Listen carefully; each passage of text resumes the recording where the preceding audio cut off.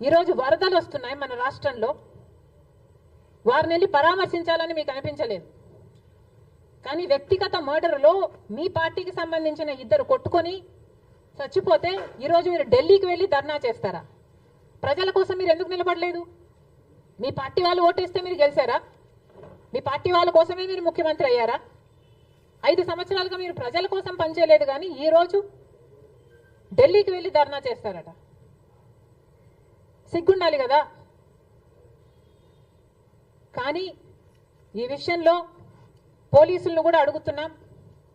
నడి రోడ్డు మీద ఇలా హత్యలు చేసుకుంటుంటే పోలీసులు ఏం చేస్తున్నారు?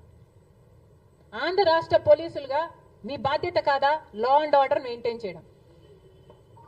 ముఖ్యమంత్రి గారు, డిప్యూటీ ముఖ్యమంత్రి గారు చంద్రబాబు గారు, పవన్ కళ్యాణ్ గారిని కూడా ప్రశ్నిస్తున్నాం. మీ హయాంలో నడి రోడ్డు మీద ఇలా మర్డర్లు జరిగితే మీరు బాధ్యులు కారా? మీకు ఆపాల్సిన బాధ్యత లేదా? లా అండ్ ఆర్డర్ ఉన్నట్టా చచ్చిపోయినట్టా మన రాష్ట్రంలో? మళ్ళీ చెప్తున్నాం, మీరు జోక్యం చేసుకోండి, ఇలాంటివి కాకుండా చూసుకోండి. పోలీసులు కూడా అప్రమత్తంగా ఉండాలి. ఈ లా అండ్ ఆర్డర్ సిచ్యువేషన్ని కంట్రోల్ చేయాల్సిన బాధ్యత పోలీసులకు ఉంది, ముఖ్యమంత్రికి ఉంది, డిప్యూటీ చీఫ్ మినిస్టర్కి ఉంది. దయచేసి మళ్ళీ ఇలాంటివి జరగకుండా చూడండి. Thank you.